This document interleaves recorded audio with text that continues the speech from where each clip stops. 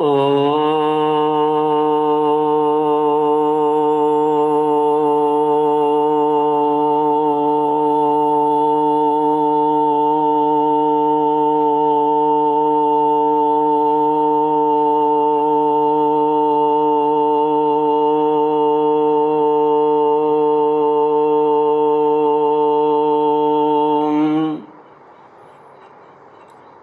श्री गुरुचरण कमलेभ्यो नमः। श्री गणेशाय नमः।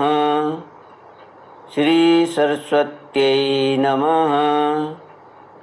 श्री विष्णवे नमः। श्री कृष्ण गोविंद हरे मुरारे, हे नाथ नारायण वासुदेव। श्री कृष्ण गोविंद हरे मुरारे, हे नाथ नारायण वासुदेव। हे नाथ नारायण वासुदेव। हे नाथ नारायण वासुदेव। श्री कृष्ण गोविंद हरे मुरारे, हे नाथ नारायण वासुदेव। ओम नमो भगवते वासुदेवाय। ओम नमो भगवते वासुदेवाय।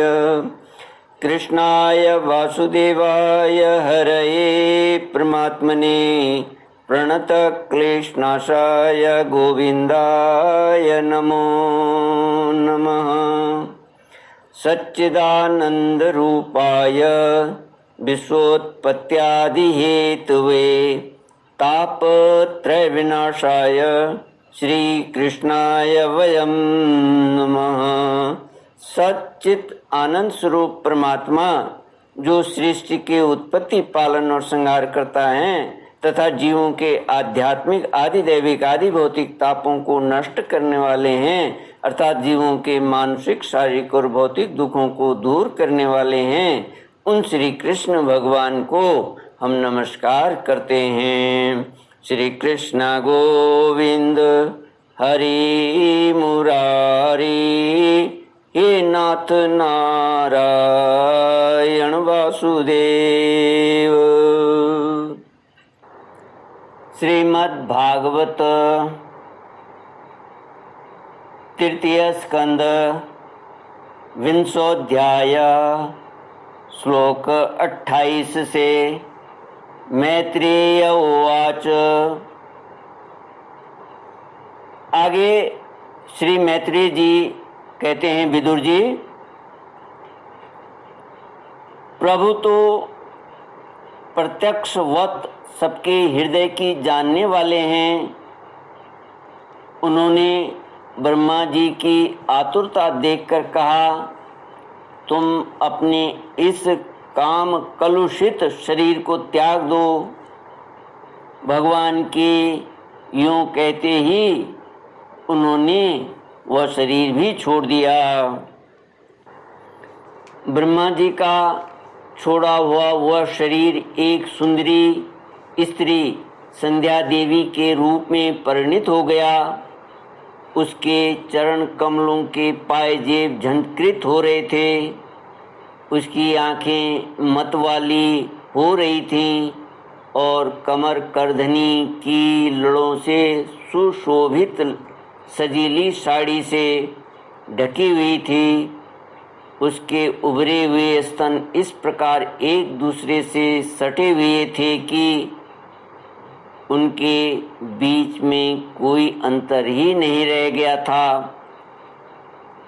उसकी नासिका और दंतावली बड़ी ही सुघड़ थी तथा वह मधुर मधुर मुस्कुराती हुई असुरों की ओर हाव भाव पूर्ण दृष्टि से देख रही थी।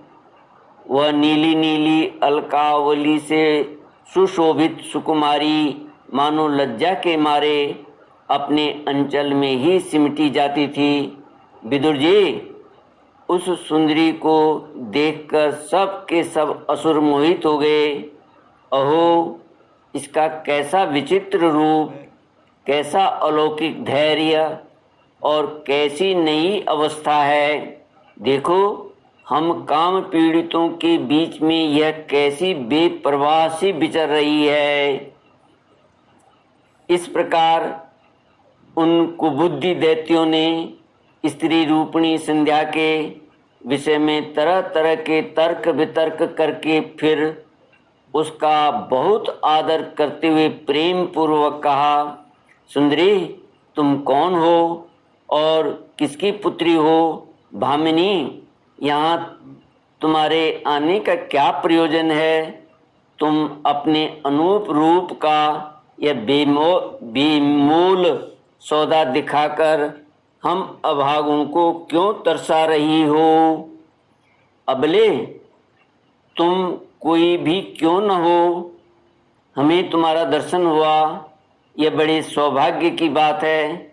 तुम अपनी गेंद उछाल उछाल कर तो हम दर्शकों के मन को मथे डालती हो। सुंदरी, जब तुम उछलती हुई गेंद पर अपनी हथेली की थपकी मारती हो, तब तुम्हारा चरण कमल एक जगह नहीं ठहरता।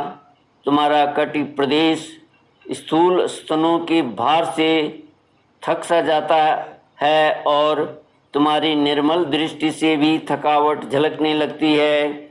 ओहो, तुम्हारा केश पाश कैसा सुंदर है। इस प्रकार स्त्री रूप से प्रकट हुई उस सायंकालीन संध्या ने उन्हें अत्यंत कामासक्त कर दिया और उन मूढ़ों ने उसे कोई रमणीय रत्न समझकर ग्रहण कर लिया। श्री कृष्ण गोविंद हरे मुरारे, हे नाथ नारायण वासुदेव। श्री मैत्रेय जी कहते हैं, विदुर जी, तदनंतर ब्रह्मा जी ने गंभीर भाव से हंसकर अपनी कांतिमयी मूर्ति से, जो अपने सौंदर्य का मानो आप ही आस्वादन करती थी, गंधर्व और अप्सराओं को उत्पन्न किया। उन्होंने ज्योत्सना चंद्रिका रूप अपने उस कांति में प्रिय शरीर को त्याग दिया। उसी को विश्वावसु आदि गंधर्वों ने प्रसन्नतापूर्वक ग्रहण किया। इसके पश्चात भगवान ब्रह्मा ने अपनी तंद्रा से भूत पिशाच उत्पन्न किए। उन्हें दिगंबर वस्त्रहीन और बाल बिखेरे देख उन्होंने आंखें मूंद ली। ब्रह्मा जी के त्यागे हुए उस जम्भाई रूप शरीर को भूत पिशाचों ने ग्रहण किया। इसी को निद्रा भी कहते हैं, जिससे जीवों की इंद्रियों में शिथिलता आती देखी जाती है। यदि कोई मनुष्य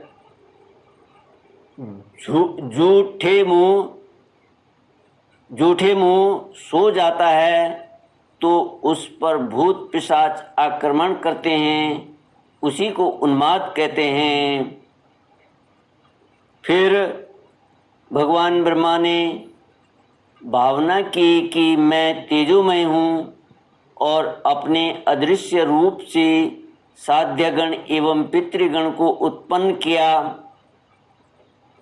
पितरों ने अपनी उत्पत्ति के स्थान उस अदृश्य शरीर को ग्रहण कर लिया। इसी को लक्ष्य में रखकर पंडित जन श्राद्धादि के द्वारा पितर और साध्य गणों को कर्म से काव्य पिंड और हव्य अर्पण करते हैं।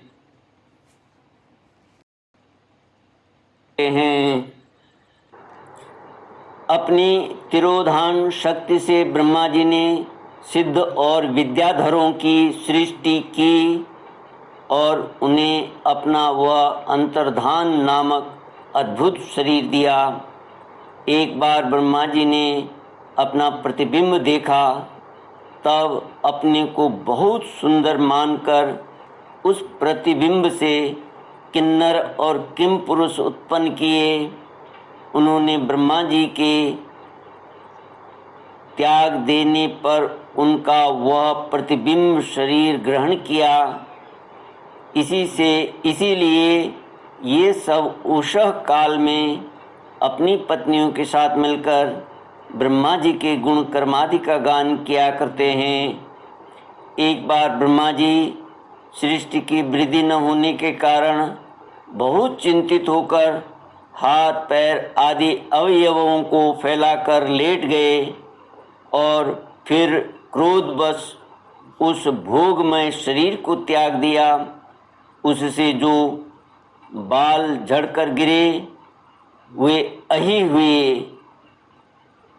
तथा उसके हाथ पैर सिकोड़ कर चलने से क्रूर स्वभाव सर्प और नाग हुए, जिनका शरीर फण रूप से कंधे के पास बहुत फैला होता है। एक बार ब्रह्मा जी ने अपने को कृत्य से अनुभव किया। उस समय अंत में उन्होंने अपने मन से मनुओं की सृष्टि की। ये सब प्रजा की वृद्धि करने वाले हैं। मनस्वी ब्रह्मा जी ने उनके लिए अपना पुरुषाकार शरीर त्याग दिया। मनुओं को देखकर उनसे पहले उत्पन्न हुए देवता गंधर्वादी ब्रह्मा जी की स्तुति करने लगे। वे बोले, विश्वकर्ता ब्रह्मा जी, आपकी यह मनुओं की सृष्टि बड़ी ही सुंदर है। इसमें अग्निहोत्र आदि सभी कर्म प्रतिष्ठित हैं। इसकी सहायता से हम भी अपना अन्न हविर्भाग ग्रहण कर सकेंगे। फिर आदि ऋषि ब्रह्मा जी ने इंद्रिय संयम पूर्वक तप विद्या योग और समाधि से संपन्न हो अपनी प्रिय संतान ऋषिगण की रचना की और उनमें से प्रत्येक को अपने समाधि योग ऐश्वर्य तप विद्या और वैराग्य में शरीर का अंश दिया। श्री कृष्ण गोविंद हरे मुरारे, हे नाथ नारायण वासुदेव। इति श्रीमद्भागवते महापुराणे पारमहंस्यां संहितायां तृतीयस्कन्धे विंशोऽध्यायः। ॐ पूर्णमदः पूर्णमिदं पूर्णात् पूर्णमुदच्यते पूर्णस्य पूर्णमादाय पूर्णमेवावशिष्यते। ओम शांति शांति शांति। हरि ओम श्री गुरुभ्यो नमः। हरि ओम।